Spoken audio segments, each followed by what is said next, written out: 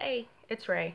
Um, like I said on the last video, it's been a while since I have made a video, and I wanted to at least try my hardest to put away my petty side and make some videos about things with more information than I have been, other than trying to bait and upset the group of people that violate their dogs by buying peanut butter by the case. So this time I figured I would talk about something that also includes myself. I'm a light skin my way through this one because I have talked about this a bit on social media, on Facebook and stuff. And as usual, when you talk about a certain topic, the people who fit that criteria get upset and claim you hate them, or you're jealous, or you're mad, or you don't know what you're talking about because this person or that person that they know isn't this, that, and the other. But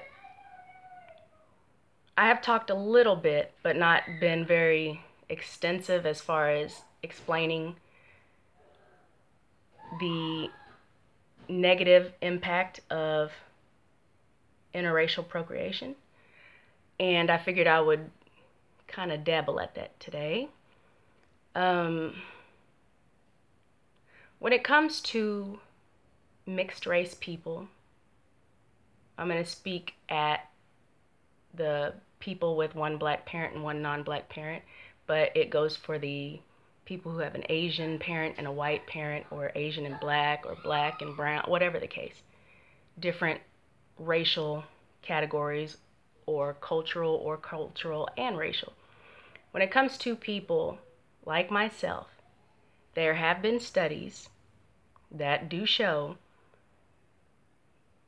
people that are mixed race identify as, or are obviously biracial or multiracial, cultural, whatever. Those people have a higher risk for drug abuse, and they have a higher risk for mental health issues. When it comes to, let's say, black and white, you are automatically put in the negative category by society because you are seen as black. But at the same time, whenever it comes to the differences in the treatment on the black side and the white side, you are too black here and not white enough, or not black enough and too white. And with that comes a lot of acceptance issues, dealing with the fact that you're not enough or you're too much, but not whole at the same time.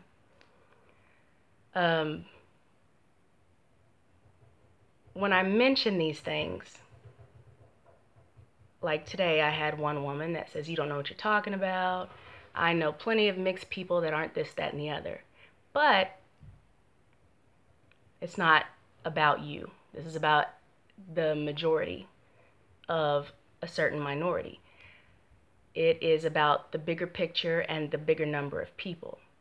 And a lot of people who are biracial or have parents of two different racial backgrounds, when we have time to ourselves to speak, most of us have the same exact issues.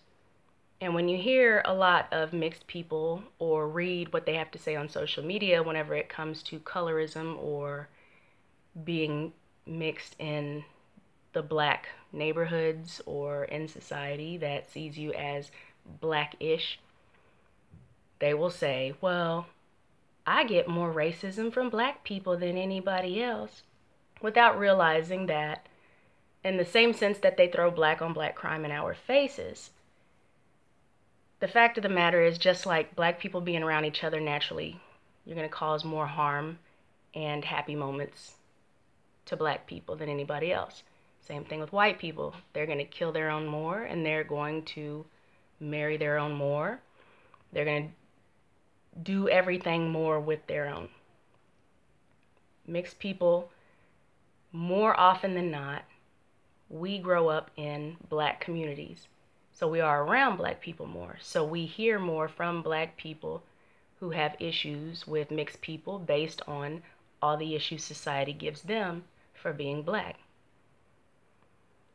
When it comes to Hollywood, you see more people that look like me than you see what we in America see as an undiluted black person. So a lot of people see that and they think you don't have it as bad without realizing that you go through the same thing with white people as you do with black people, as you do with brown people, and so on and so forth.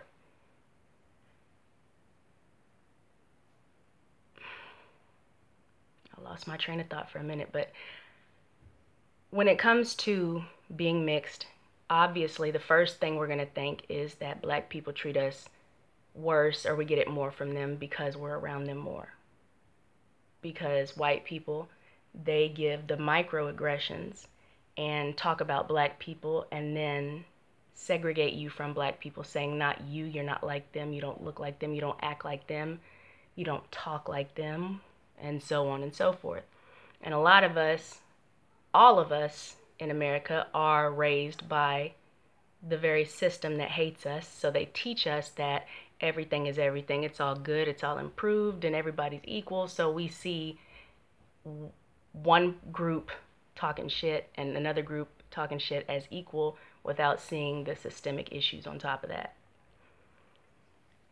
But when it comes to mixing races, the worst thing and the most damaging thing that parents of different races can do to that child or future children is to raise them believing that their race doesn't matter. If you're good to people, they'll be good to you, and they don't want to, I guess, make each other uncomfortable when it comes to the racial issues, because they will see the disadvantage here and there. And a lot of white women, which I say regularly, they're the people that, in my opinion, are the last people who should be having black and brown children. But a lot of these women, whenever their children deal with racism, they don't speak to their children about it, but instead they speak to everybody else about it and how it affects them and how people are treating them.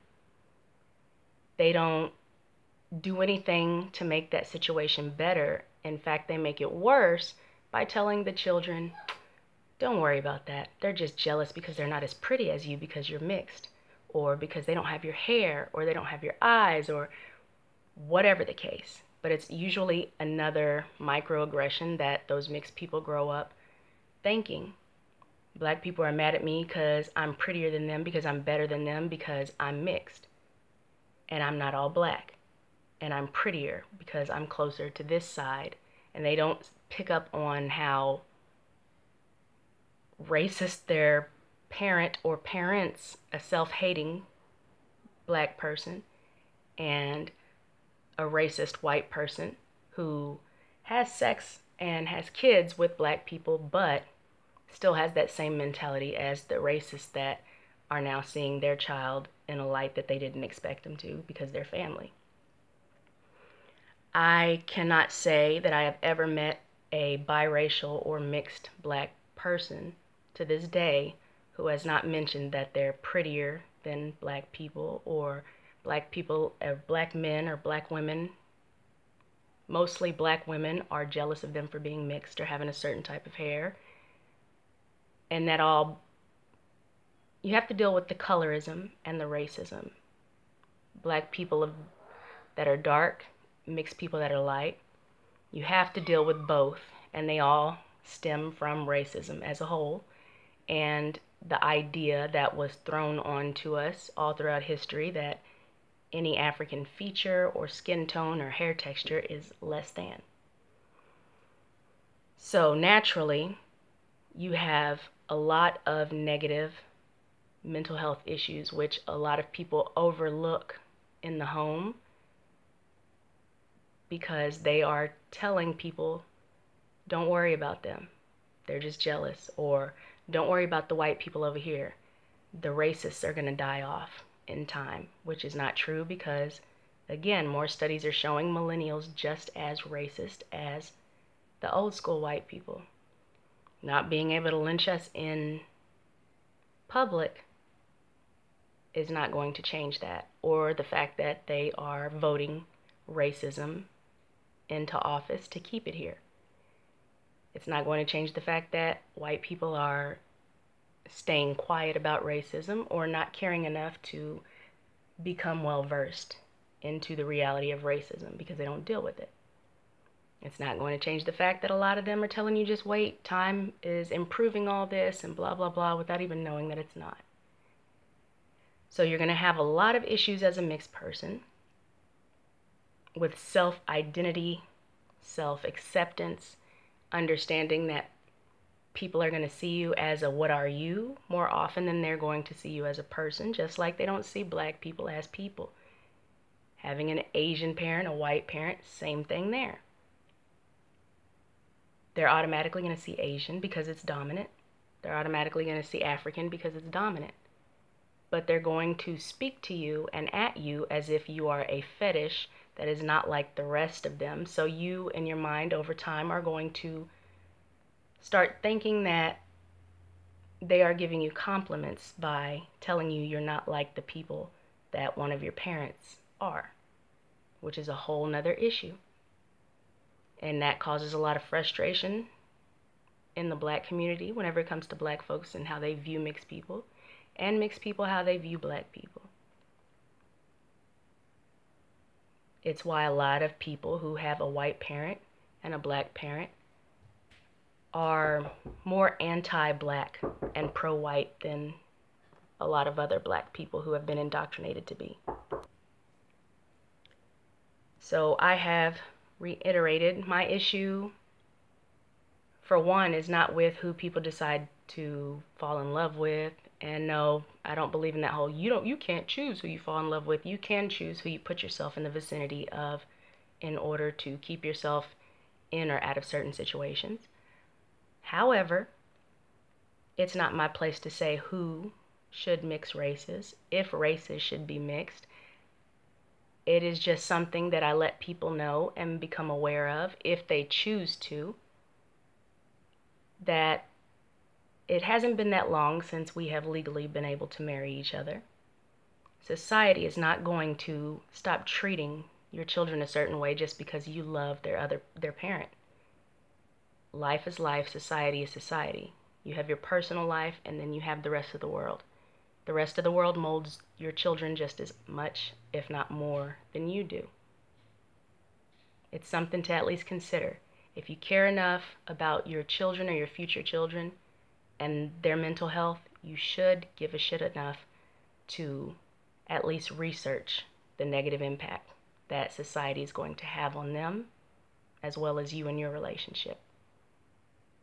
Because it's not a fairy tale out here. A systemically racist country is not going to bend and move for you.